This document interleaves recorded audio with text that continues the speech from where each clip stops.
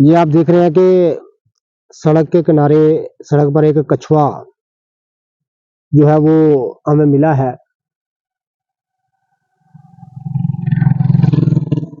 यार करीब से दिखाओ बेटा।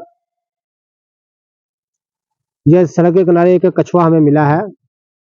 तो ये किसी गाड़ी के नीचे ना आ जाए, तो इसलिए इसको मैं नहर में फेंकने लगा हूँ, पानी में। आ जाए बेटा इधर। ये आप देख रहे हैं कछुआ, इसको मैं नहर में फेंकने लगा हूँ। तो ये आप देख रहे हैं।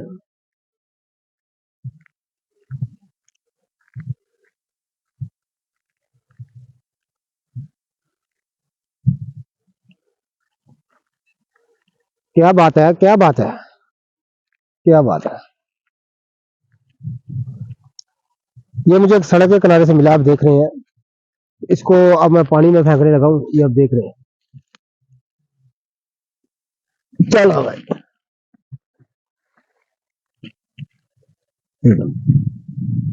पानी में मैंने फेंक दिया इसको।